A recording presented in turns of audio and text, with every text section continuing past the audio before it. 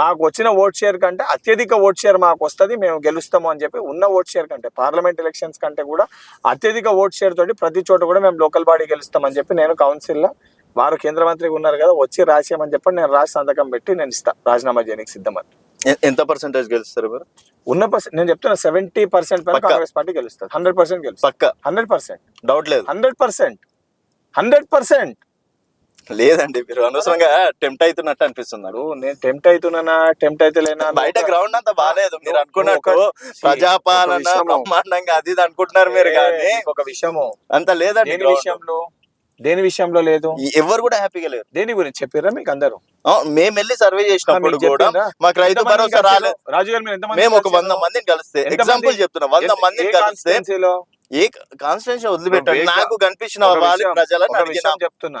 మీరు ఎట్లయితే ప్రజలకు మీరు పోయి కలుస్తారో మేము కూడా ప్రజల మధ్యలో ఉన్న వాళ్ళమే, మేము ప్రజలతోటే మాట్లాడతాము. పొద్దున్న లేస్తే మా దగ్గర కూడా కాంగ్రెస్ పార్టీ అని పాజిటివ్ మా దగ్గరికి మేము సామాన్యమైన ప్రజల దగ్గరికి వెళ్ళి మేము కూడా కలుస్తాము. మాకు సంబంధించి నేను కూడా కింది స్థాయికి వెళ్ళి ఒక కార్యకర్త స్థాయికి వెళ్ళి వచ్చిన. సరే నాకు అబద్ధం చెప్పినా నా దగ్గరకు వచ్చే కార్యకర్తలు అయితే వారికి అంత సాన్నిధ్యం ఉంటుంది, ఎక్కడే పరిస్థితులు ఉన్నాయి చెప్తారు. ఏ స్కీమ్ నన్నా ఏదన్నా తీసుకొని వచ్చినప్పుడు విమర్శించాలంటే 100 రకాలుగా విమర్శించవచ్చు. ఇదే బీఆర్ఎస్ పార్టీ దళిత బంధు తీసుకొచ్చినప్పుడు 17 లక్షల మందికి ఇస్తా అని చెప్పారు. ఏది 3 సంవత్సరాల్లో సగం పూర్తి అవుతుంది అని చెప్పారు. ఇదే ఆ రోజున్న కల్వకుంట్ల చంద్రశేఖరరావు గారు అనౌన్స్ చేశారు. హుజరాబాద్ ఎలక్షన్స్ టైంలో 35,000 మందికి, అందులో 30,000 మంది కేవలం హుజరాబాద్ నియోజకవర్గంలో ఇచ్చారు. 5,000 తెలంగాణ రాష్ట్ర వ్యాప్తంగా ఇచ్చారు. దాని తర్వాత 2 ఏళ్ల కనీసం ఏది కూడా ఇవ్వలే. అసంటోళ్ళు ఏదైతే సంబంధించి రైతులు రుణమాఫీ చేస్తే సరే వారి ప్రకారంగా ఆ బీఆర్ఎస్ పార్టీ ప్రకారంగా 50% చేసిర్రు అని అంటారేమో, బీజేపీ పార్టీ ప్రకారంగా 40% అని వారు అంటారు. మా ప్రకారంగా 90% 10% ఉందని చెప్తున్నాం కదా. ఆ ఉన్నదాన్ని కూడా 100% చేసి తీరుతాము. మేము ఇచ్చిన మాట మేరకు ఇవన్నీ కూడా పూర్తి చేస్తాము. మేము ఎక్కడ కూడా ఇంకోటి ఈ ఇష్యూస్ ఏమన్నా ఉంటే ఇవన్నిటి గురించి చర్చించనీకి అసెంబ్లీ పెడుతున్నాము. ప్రధాన ప్రతిపక్ష పార్టీ నాయకుడు మీరు అన్నట్టు మీ దగ్గర అందరి దగ్గర ఇటువంటి లెక్కలు తీసుకొచ్చి ఈ నియోజకవర్గంలో ఇన్ని ఉన్నాయి, ఈ నియోజకవర్గం ఇంతమందికి రాలే, ఇంతమందికి పెండింగ్ ఉంది, వీళ్ళ లెక్కలు ఇవన్నీ అధికారికంగా వచ్చి డేటా ఇస్తే అయిపోతుంది కదా. నిజంగా ప్రజల శ్రేయస్సు కోసమే కదా అందరూ తాపత్రయపడేది, ప్రజల బాగు కోసమే కదా. ఉదాహరణకి నేను ఒక నియోజకవర్గానికి వెళ్ళి ఎమ్మెల్యేగా ఉన్నా. ఫర్ ఎగ్జాంపుల్ ఇంకో పార్టీ రూలింగ్ ఉంది. నా కాన్స్టిట్యున్సీలో ఉదాహరణకి ఒక 20,000 మందికి రుణమాఫీ కావాలి. 18 నేను కరెక్ట్ నేను ఎమ్మెల్యే గెలిచినట్టే నాకు ఉంటుంది కదా పబ్లిక్ గ్రిప్. 18,000 మందికి అయింది, 2,000 మందికి గాలే. ఆ 2,000 మంది డేటా తీసుకొచ్చి నేను అసెంబ్లీలో ఇవ్వచ్చు కదా. ఇచ్చి ఏది అగ్రికల్చర్ మినిస్టర్ ఇగో 2,000 మందికి గాలే, 2,000 మంది డేటా ఇది, అది ఇమీడియట్ గా ఎందుకు గాలే రెక్టిఫై చేయమంటే నాకు అక్కడికి సమాధానం దొరుకుతుంది కదా. నిజంగా టెక్నికల్ ప్రాబ్లం ఉంటుంది, రిజాల్వ్ అవుతుంది కదా. ఆ రకంగా ఆలోచించే ఒక చిత్తశుద్ధి బీఆర్ఎస్ పార్టీ వాళ్ళకి లేదు, బీజేపీ పార్టీ వాళ్ళకి లేదు. కనీసం మీ సొంటోళ్ళన్న వాళ్ళని తీసుకొని వచ్చి అసొంటి ఒక రిప్రజెంటేషన్ అధికారికంగా డేటా నా సొంటోళ్ళకి తెచ్చిస్తే నేను డిపార్ట్మెంట్ నడి మీకు కూడా సమాధానం చెప్పడానికి ప్రజాప్రభుత్వం సిద్ధంగా ఉంది కదా. చాలా మంది వస్తున్నారట, రెస్పాన్స్ అవ్వట్లేదు అధికారులు అని చెప్పి అధికారికంగా మీ ముందే అడుగుతున్నా. అసలు డేటా ఏదైనా ఉంటే తీసుకొని 100% అడుగుతాం కదా. అయితే సొల్యూషన్ అన్న దొరుకుతుంది, లేకపోతే ఎందుకు కాలేదని సమాధానం అయితే దొరుకుతుంది కదా. ఆ ప్రయత్నం చేయరు, కేవలం ఏదో ఒకటి అన్నాలే, బురద చల్లాలే. అంటే ప్రజల బాగు కోసం ఆలోచించే ఒక విధానము, ఆలోచించే తత్వం ఉంటే విత్ డాక్యుమెంటేషన్ బయటకు వస్తారు. లేదు రాజకీయ లబ్ధి కోసం కేవలం విమర్శించి రాజకీయ లబ్ధి పొందుదామని ఆలోచిస్తే ఈ రకంగానే మీరు అన్నట్టు మాట్లాడారు. చాలా మంది అంటే ప్రతిపక్షాలు సాక్ష్యాలతో సహా బయట పెట్టడం అనేది జరుగుతుంది. ఇంకోటి మీరు టెంప్ట్ అయ్యి అనవసరంగా హామీలు ఇచ్చారేమో అనిపిస్తుంది. ఒక విషయము, మేము ఇచ్చిన ఇవే హామీలు దీనికంటే ఇంకొక 10 పైసలు ఎక్కువ వేసి బీఆర్ఎస్ పార్టీ కూడా ప్రకటించింది ఎలక్షన్ టైంలో. మేము ఇచ్చిన సేమ్ హామీలు ఇంకో 10% అడిషనల్ గానే మేము 4,000 అంటే 5,000 అని, మేము 15,000 అంటే 16,000 అని చెప్పి ప్రకటించారు. ప్రజలు కాంగ్రెస్ పార్టీని విశ్వసించి కాంగ్రెస్ పార్టీ ఇస్తుందని ఒక నమ్మకంతో ప్రజలు మాకు ఓట్లు వేసారు. 100 రోజులు అయిపోయింది, 15 నెలలు అయిపోయింది. మీరు అన్నట్టు మీరు 100 రోజులు అయిపోయింది, 15 నెలలు అయిపోయింది అని ఎట్లయితే మమ్మల్ని అడుగుతున్నారో మేము ఎక్కడ కూడా మేము చెప్పిన దానికి 100% కట్టుబడి ఉన్నాము. దేనికి ఆలస్యం అవుతుందని ఒకటిగా మేము ప్రతి ఒక్క గ్యారెంటీని అమలు చేసుకుంటూ వస్తున్నాం. మహిళలకి ఆ ఉచిత ఆర్టీసీ బస్ ఇస్తామని చెప్పినాము, ఆ స్కీమ్ రన్ అవుతుంది.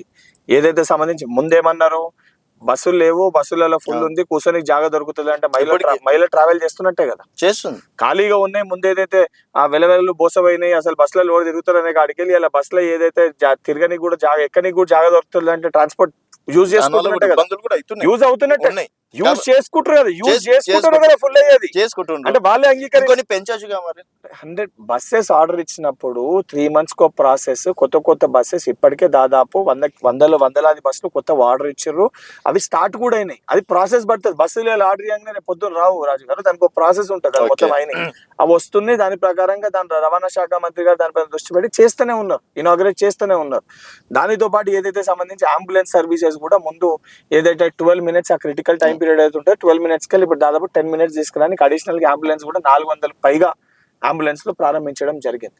అండ్ దానితో పాటు ఏదైతే ఆరోగ్యశ్రీ 5 లక్షలకు ఉన్నది 10 లక్షలు అందరూ కూడా ఉపయోగించుకుంటారు. అంతటి కూడా నిమిషం అది అందరు కూడా కనబడుతుంది. మీరు కూడా ఎవరో ఒక ద్వారా తెలిసిన పేషెంట్లు ఉంటే మీకు మీ దృష్టి కూడా వచ్చి ఉంటుంది.